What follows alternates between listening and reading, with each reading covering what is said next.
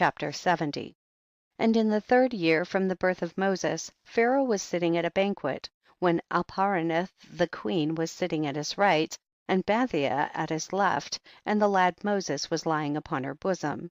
And Balaam the son of Beor with his 2 sons, and all the princes of the kingdom were sitting at table in the king's presence. And the lad stretched forth his hand upon the king's head, and took the crown from the king's head and placed it on his own head. And when the king and princes saw the work which the boy had done, the king and princes were terrified, and one man to his neighbor expressed astonishment.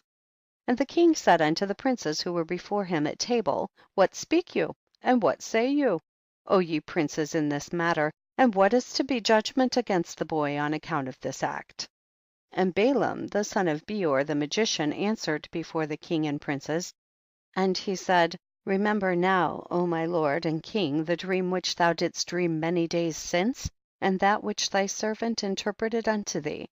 Now therefore this is a child from the Hebrew children in whom is the Spirit of God, and let not my lord the king imagine that this youngster did this thing without knowledge. For he is a Hebrew boy, and wisdom and understanding are with him, although he is yet a child, and with wisdom has he done this and chosen unto himself the kingdom of Egypt. For this is the manner of all Hebrews, to deceive kings and their nobles, to do all these things cunningly, in order to make the kings of the earth and their men tremble. Surely thou knowest that Abraham their father acted thus, who deceived the army of Nimrod king of Babel, and Abimelech king of Gerar, and that he possessed himself of the land of the children of Heth, and all the kingdoms of Canaan, and that he descended into Egypt and said of Sarah his wife, she is my sister, in order to mislead Egypt and her king. His son Isaac also did so when he went to Gerar and dwelt there, and his strength prevailed over the army of Abimelech, king of the Philistines. He also thought of making the kingdom of the Philistines stumble in saying that Rebekah his wife was his sister. Jacob also dealt treacherously with his brother, and took from his hand his birthright and his blessing. He went then to Paddan Aram to the house of Laban his mother's brother, and cunningly obtained from him his daughter, his cattle, and all belonging to him, and fled away and returned to the land of Canaan to his father. His sons sold their brother Joseph, who went down into Egypt and became a slave, and was placed in the prison house for 12 years, until the former Pharaoh dreamed dreams and withdrew him from the prison house, and magnified him above all the princes in Egypt on account of his interpreting his dreams to him. And when God caused a famine throughout the land, he sent for and brought his father and all his brothers and the whole of his father's household, and supported them without price or reward, and bought the Egyptians for slaves. Now therefore, my lord king, behold, this child is risen up in their stead in Egypt, to do according to their deeds, and to trifle with every king, prince and judge. If it please the king, let us now spill his blood upon the ground, lest he grow up and take away the government from thy hand, and the hope of Egypt perish after he shall have reigned. And Balaam said to the king, let us moreover call for all the judges of Egypt and the wise men thereof, and let us know if the judgment of death is due to this boy, as thou didst say, and then we will slay him. And Pharaoh sent and called for all the wise men of Egypt, and they came before the king, and an angel of the Lord came amongst them, and he was like one of the wise men of Egypt. And the king said to the wise men, surely you have heard what this Hebrew boy who is in the house has done, and thus has Balaam judged in the matter. Now judge you also, and see what is due to the boy for the act which he has committed. And the angel, who seemed like one of the wise men of Pharaoh, answered and said as follows, before all the wise men of Egypt and before the king and the princes. If it please the king, let the king send for men who shall bring before him an onyx stone and a coal of fire, and place them before the child.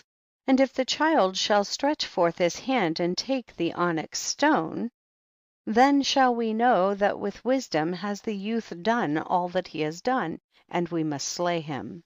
But if he stretch forth his hand upon the coal, then shall we know that it was not with knowledge that he did this thing, and he shall live.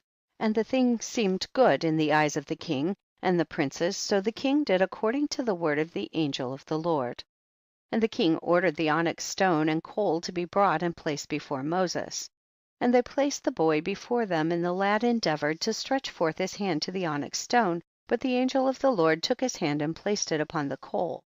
And the coal became extinguished in his hand, and he lifted it up and put it into his mouth, and burnt part of his lips and part of his tongue.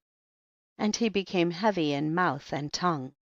And when the king and princes saw this, they knew that Moses had not acted with wisdom in taking off the crown from the king's head. So the king and princes refrained from slaying the child. So Moses remained in Pharaoh's house, growing up, and the Lord was with him. And whilst the boy was in the king's house, he was robed in purple, and he grew amongst the children of the king. And when Moses grew up in the king's house, Bathia, the daughter of Pharaoh, considered him as a son. And all the household of Pharaoh honored him, and all the men of Egypt were afraid of him. And he daily went forth and came into the land of Goshen, where his brethren the children of Israel were, and Moses saw them daily in shortness of breath and hard labor. And Moses asked them, saying, wherefore is this labor meted out unto you day by day? And they told him all that had befallen them, and all the injunctions which Pharaoh had put upon them before his birth. And they told him all the counsels which Balaam the son of Beor had counselled against them, and what he had also counselled against him in order to slay him, when he had taken the king's crown from off his head.